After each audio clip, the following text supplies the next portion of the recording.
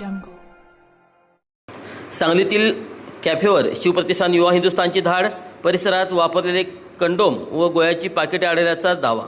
शहरातील काही कॅफेमध्ये संशयास्पद प्रकार सुरू असल्याच्या तक्रारीच्या पार्श्वभूमीवर श्री शिवप्रतिष्ठान युवा हिंदुस्थानच्या कार्यकर्त्यांनी पोलीस प्रशासनाच्या उपस्थितीत काही कॅफेवर धाडी टाकल्या.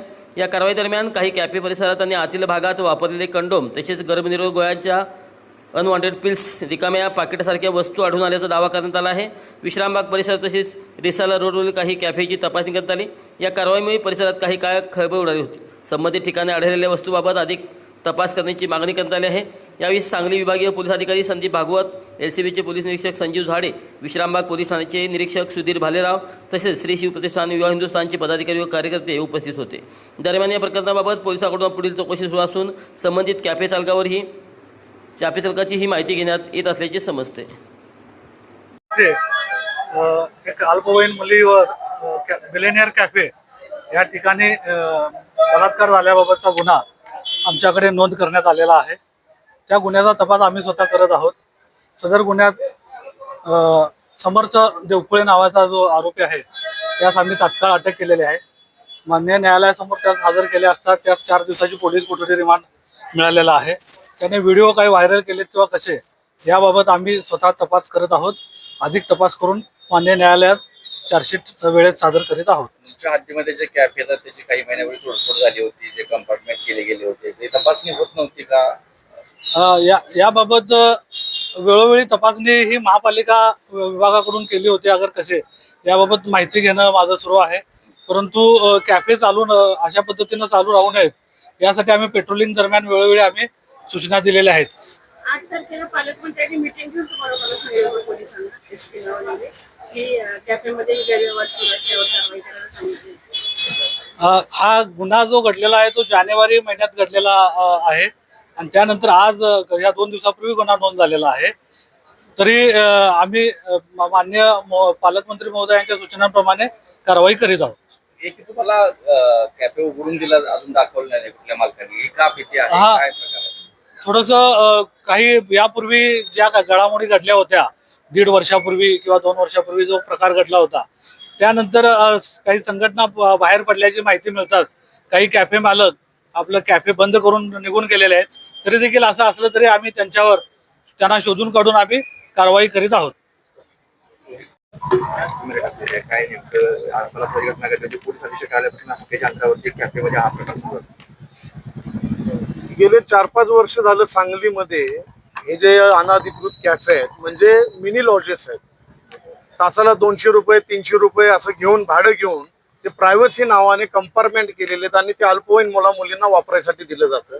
या कॅफेमध्ये कंडोम विकलं जातं, याच्यामध्ये गर्भनिरोधक गांजासारखे पदार्थ सुद्धा केले जातात. आणि या संदर्भात गेले 4-5 वर्ष झाले शिवप्रतिष्ठान युवा हिंदुस्थानच्या माध्यमातून आम्ही आंदोलन सुरू केले.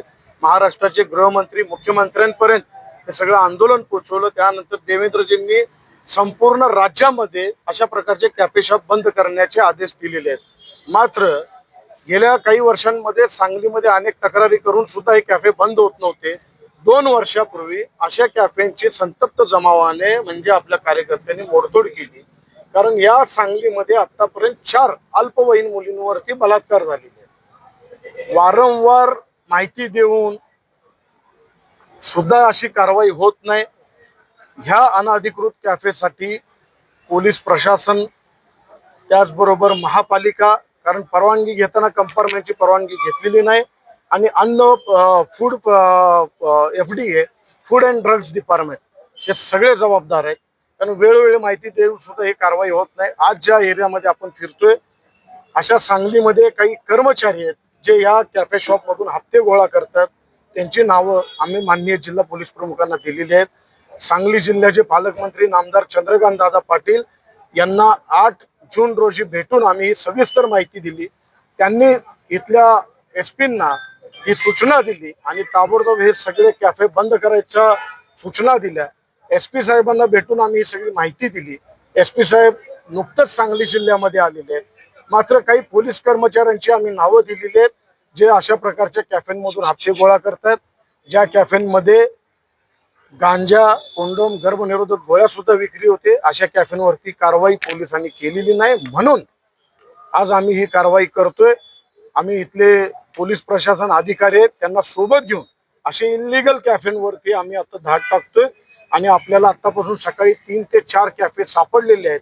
त्याचबरोबर बरेच कॅफे चालक मालक ह्या कॅफेंना टाळं ठोकून पळालेले आहेत.